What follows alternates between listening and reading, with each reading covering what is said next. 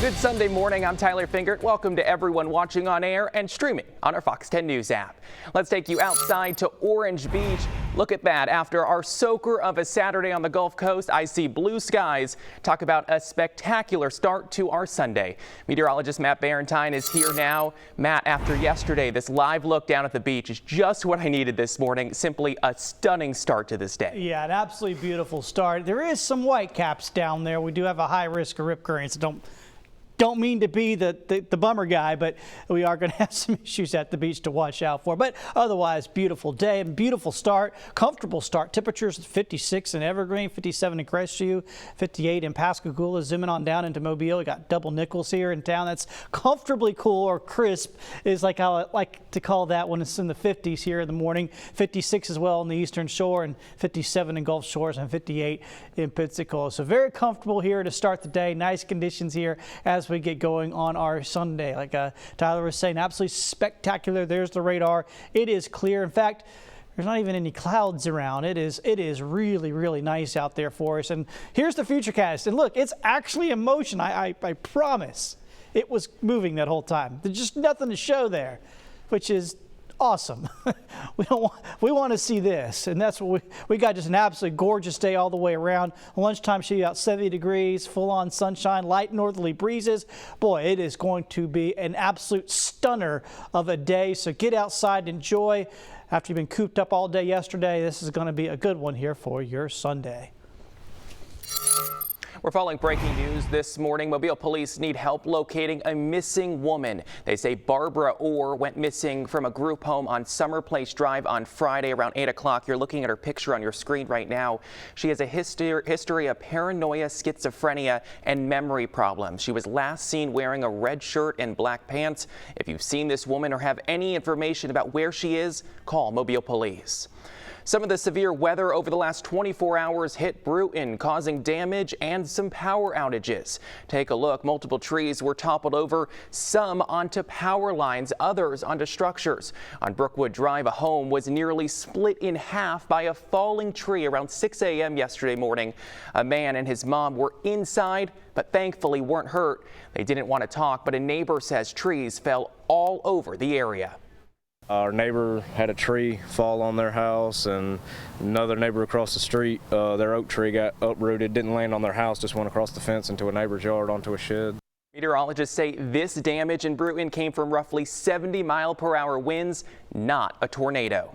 Hail also coming down along with the severe storms, pretty substantial size too. Take a look at that video. You could see it hitting the car right there. This is from Jackson. Viewers also sending in pictures of hail, big and small, from Thomasville, Fairview, and Sand Flat. Those storms yesterday knocking out power to more than 20,000 people on the Alabama Gulf Coast. You're taking a look at the power outage map right now, and after yesterday, the power crews were working day and night to restore power. You're taking a look again at that power outage map, just roughly about 500 or so people still without power at this hour, most of those in the Mobile County area. If you haven't already, now would be a great time to download the free Fox 10 News app. That way you'll receive all of our breaking weather and news alerts. Just search for Fox 10 News in the App Store, or just point your camera to your screen right now to scan that QR code. You'll be able to stay informed all hours of the day and night and watch our newscast live.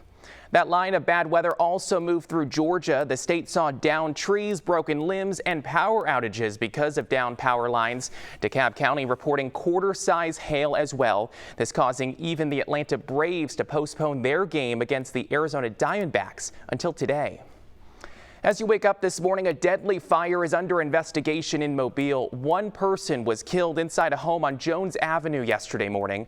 Neighbors telling Fox 10 News an elderly man known around the community was killed. The victim's body found by firefighters who were searching the home, called to the scene just before 6:30 yesterday morning. He was just a good man, you know, and everybody knew him around here. You know, he was an educator, you know, I know he taught school. Fox 10 News is not releasing the victim's name since MPD has not released it officially. Once we hear back, we'll be sure to update you. And a scary scene unfolding just 2 hours to our west in New Orleans. Police there investigating a shooting on Bourbon Street that left 5 people injured.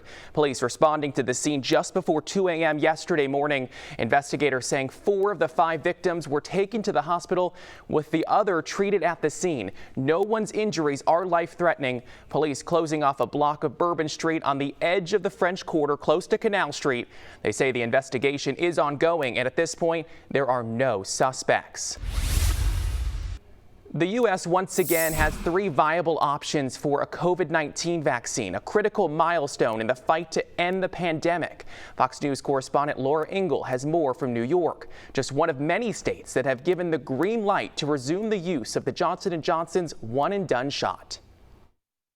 The Johnson & Johnson vaccine is back. Several states resumed use of the one-dose shot on Saturday, one day after the Centers for Disease Control and Prevention lifted its recommended pause on the vaccine. Health officials say the benefits outweigh a rare possibility of blood clots, and the vaccine will now include a warning about the potential risk. We're confident that the Janssen COVID-19 vaccine meets our robust standards for safety, effectiveness, and quality for a medical product that is used widely. This comes as the campaign to get people vaccinated continues to ramp up. More than 138 million Americans have received at least one dose of a vaccine, and more than 93 million have been fully vaccinated. That according to the latest data published by the CDC. Now that everyone over the age of 16 is eligible for the vaccine, many states are offering walk-in appointments. My family has already gotten the vaccine, and I was the only one that hasn't yet, so I wanted to make sure I was also protecting them. Although the numbers look hopeful, there are growing concerns about vaccine hesitancy, especially after the Johnson & Johnson vaccine was halted for nearly 2 weeks. One psychologist says the best way to combat vaccine hesitancy is by keeping people informed. It's communication of research, it's communication of results, it's communication of how well most people are doing post-vaccine. But a recent Axios Ipsos poll suggests the vaccine pause didn't impact Americans' likelihood to get vaccinated, with 20% of people saying they aren't likely to get the vaccine, a number that has stayed roughly the same since January. In New York, Laura Ingle, Fox News.